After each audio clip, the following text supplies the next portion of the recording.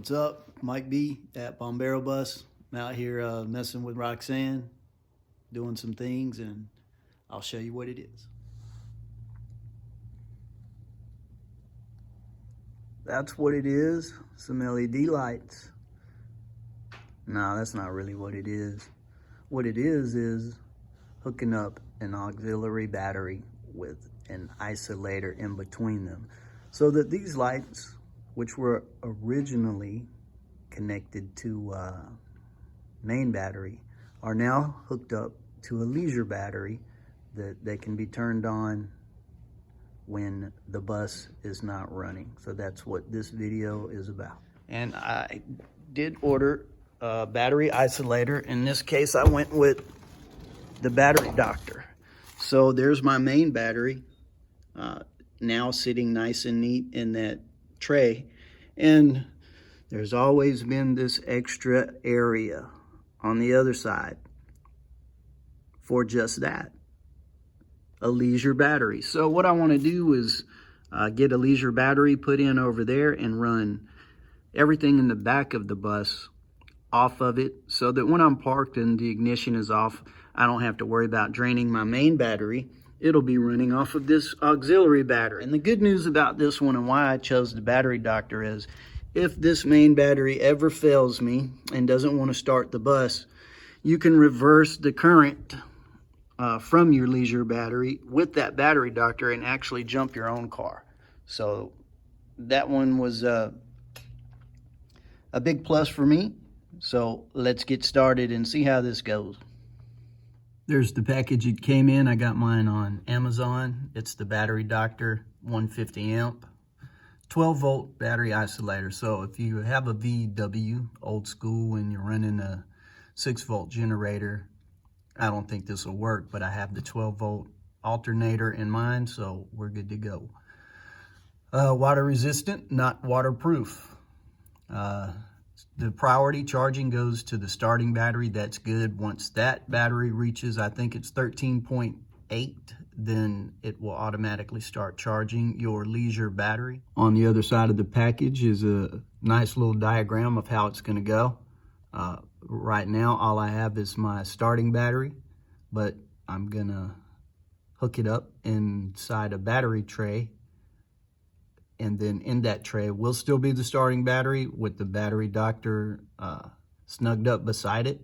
And then I'm gonna leave the battery doctor and go to my auxiliary battery. But that's a nice little diagram for you to look at if you're wondering about the schematic. So your auxiliary battery is gonna need a very nice ground to it, just like your main battery does.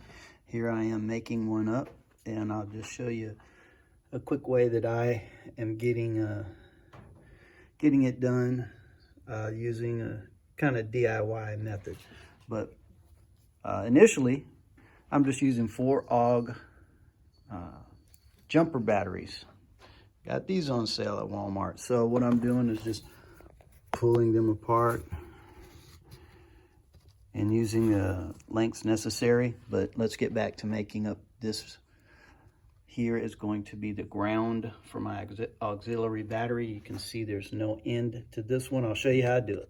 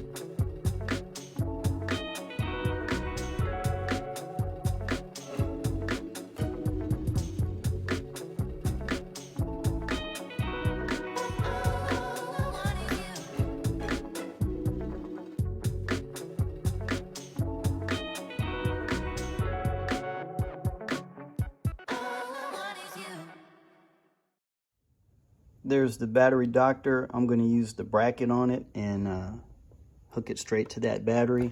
The way this bracket goes is a L-shaped, goes like that. There's 2 screws bolts that come in from this side, and they actually thread into this part of the bracket. So for me, being sized up, that's about where I want my bracket to be. And we'll put it, this part here sits underneath the battery, and I'll show you what we're gonna do. So I showed you how I set up the battery tray. Tell you this part sits underneath the battery. So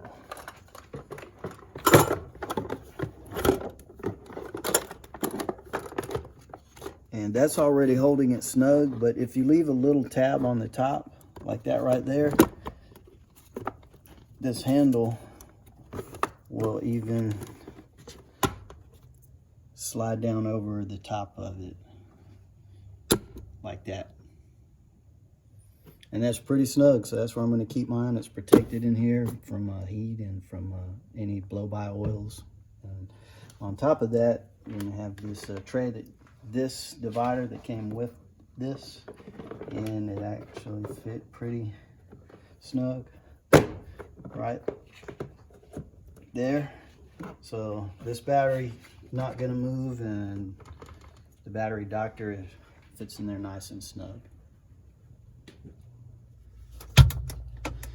So imagine if the battery, this is my main battery, everything's still normal as it was, except for, do you see that yellow tab on the black wire with the red?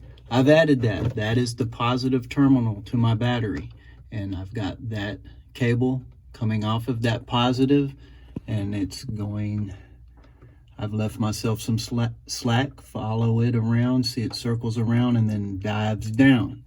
Where that's going down to is to the battery doctor, and it's hooked up to the main post on the battery doctor. So if we have power going to the main terminal on the isolator, there's only one thing left to do. Do you see that other post on the left? That is the auxiliary battery post. So the cable now has to leave that post and go to the positive on the auxiliary battery. So I'm going to go make that up right now. But an extra security I'm going to do is, if you've ever seen this stuff, I've got some of this. You know, the engine bay can get oily. A little bit of blow-by back there, so I'm just going to give myself a little bit of added protection. So this power wire that comes off of the isolator over to my leisure battery, gonna have a little extra protection with this stuff right here. So it's almost made up. This is gonna come off of the auxiliary post on the battery isolator, and it's gonna head on over to the auxiliary battery. It's gonna go into the positive. So what was on here is this type of terminal. I don't like that. So we're gonna put these on it and get this mated up like that and put that on the positive to this battery. So we're gonna fess up now. This is not gonna be my leisure battery. This is one I had laying around. I'm gonna make all the connections and just make sure that everything's working, and then I'll invest in a RV style leisure battery. Okay, the one I just made up is leaving the auxiliary terminal on the isolator, and you can see that's why I gave it a little bit of extra protection with that corrugated tubing, because on mine it's going to run around behind the fan shroud of the motor, and it comes out right there and hooks up to the auxiliary battery positive post. And we're going to make up a battery ground for that auxiliary. It's basically going to go from here and ground to the body. So let's go make that up now. After making that ground to the leisure battery, I've grounded it to the body of the bus and I've put the leisure battery inside of a tray. These other cables, you shouldn't worry about for this video.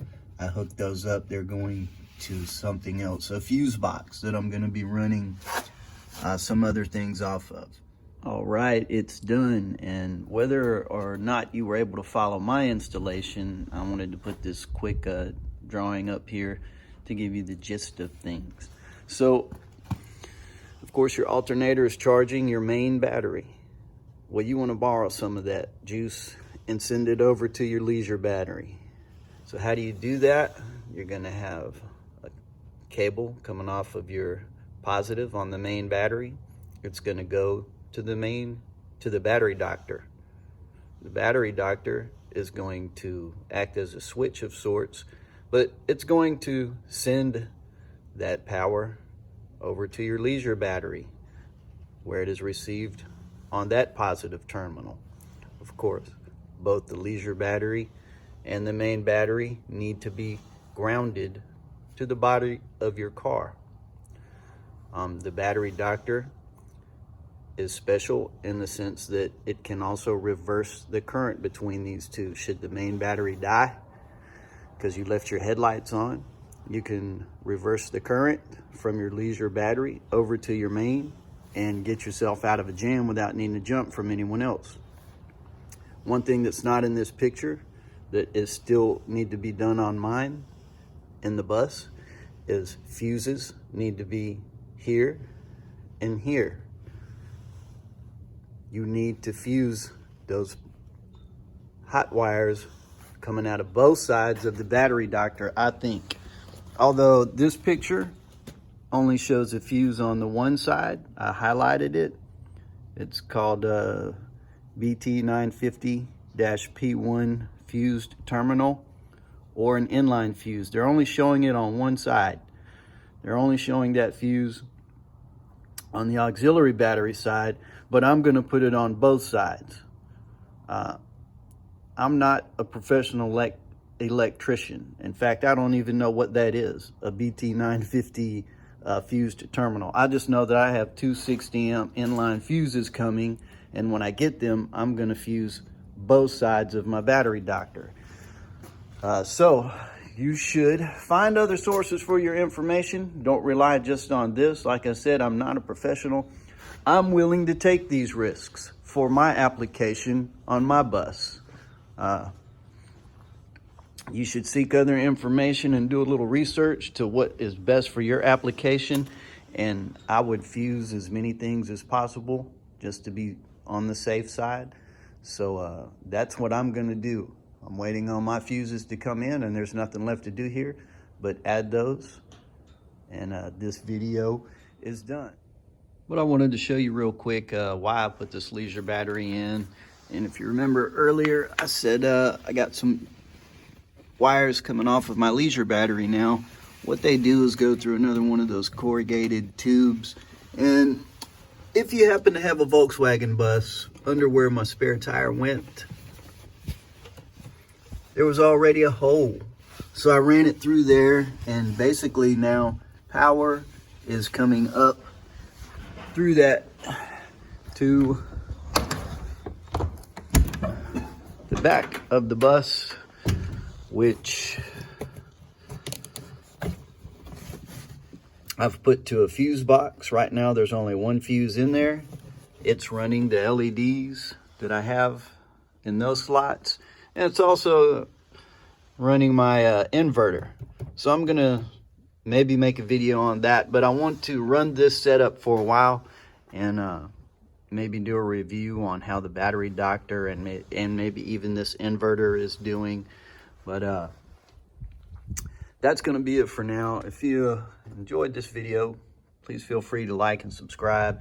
If I did anything good or bad, you can leave a comment, because like I said, that's a learning process for us. We're always willing to learn from what anybody has to say out there. And of course, thanks for watching.